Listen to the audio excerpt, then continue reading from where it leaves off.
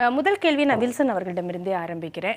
வாக்குறுதிகள் அப்படின்னு ஆரம்பிச்சாலே நிறைய இந்த தடவை அதிகப்படியா இருக்கு. எப்படியாவது ஜெயிச்சிடணும், இது மட்டும்தான் இலக்கு அப்படிங்கிற ரீதியில தான் கொடுக்கப்பட்டதா நம்ம பார்க்குறோம். அதே மாதிரி தேர்தல் அறிக்கைகள் மிக முக்கியத்துவம் வாய்ந்ததாக பார்க்கப்பட்டது. இங்க இருக்க மாநில கட்சிகள் தேசிய வாக்குறுதிகள்லாம் கொடுத்தாங்க. அதே மாதிரி தேசிய கட்சிகளான பாஜகவும் காங்கிரஸும் மாநிலங்களை மனதில் வைத்தும் கொடுத்தாங்க. அப்ப இந்த விஷயங்கள் எல்லாம் மக்கள் எப்படி கவனத்துல எடுத்துக்கணும்?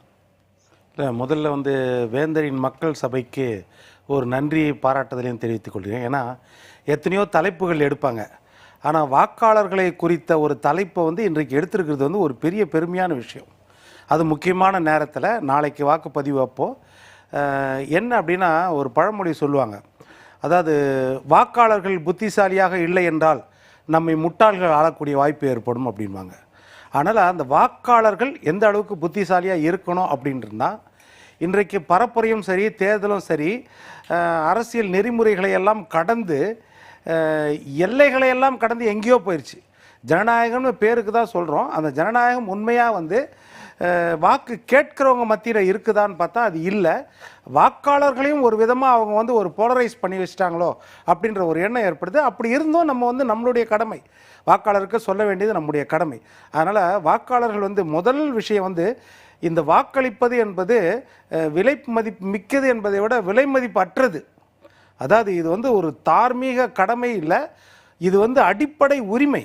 அதாவது வாக்களிப்பது தான் ஒரு அடிப்படை உரிமை ஒரு மனிதனுக்கு.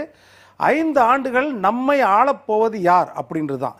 இது மன்னராட்சி இல்லை என்றாலும் நாம் மக்களால் தேர்ந்தெடுக்கப்படுகிற ஒரு மன்னரை நாம் முன்னிறுத்துகிறோம். அந்த மன்னர் தான் நம்மளை 5 ஆண்டுகளுக்கு ஆளப்போடார்.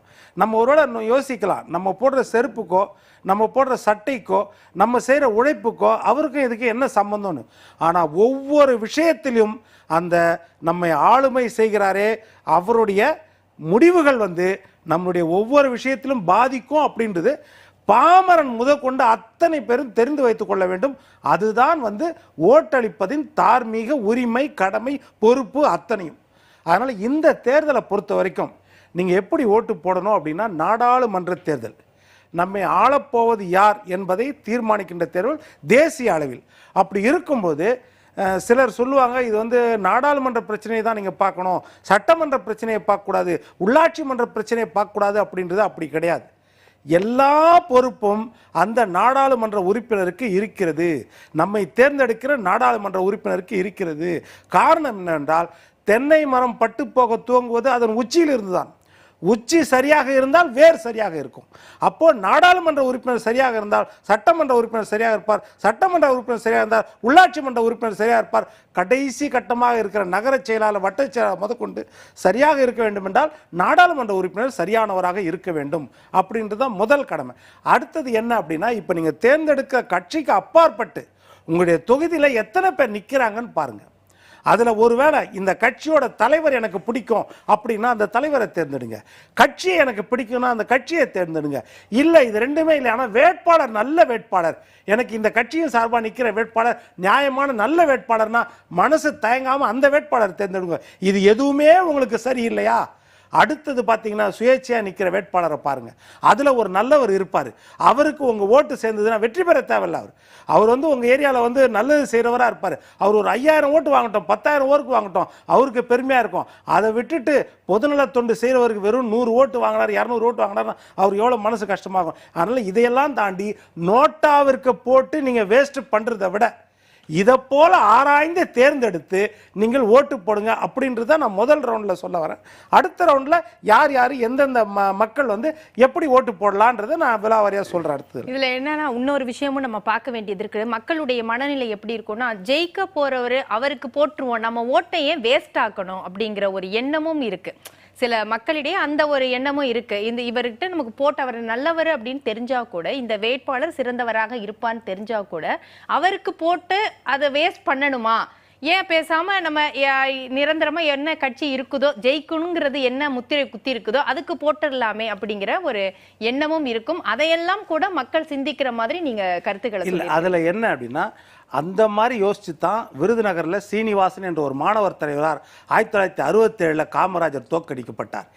இன்னைக்கு வரைக்கும் அந்த தவறுக்கு நம்மளால் திருத்திக் கொள்ள முடிந்ததா? யார் ஆட்சி செய்தாலும் காமராஜர் ஆட்சின்னு தான் சொல்கிறாங்க. ஆனால் அந்த காமராஜர் ஆட்சியை நம்மளால் கொண்டு வர முடியல. அப்போ அந்த தோற்கடிக்கப்பட்ட பாவம் தானே.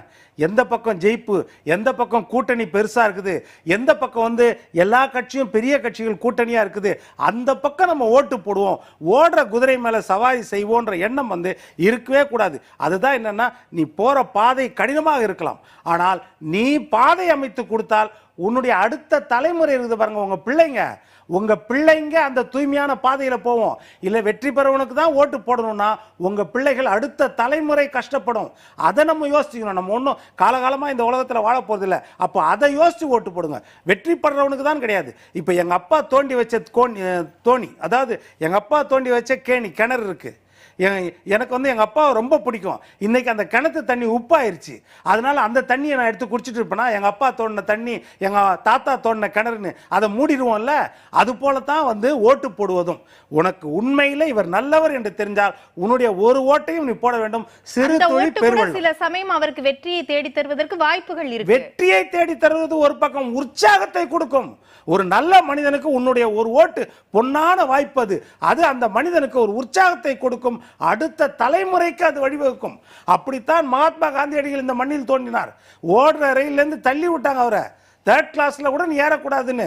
ஆனா அந்த மனிதனை தான் இந்த உலகமே வந்து காந்தியின் தேசம்னு இந்தியாவை சொல்ல வைத்தது என்றால் அதுதான் காரணம்.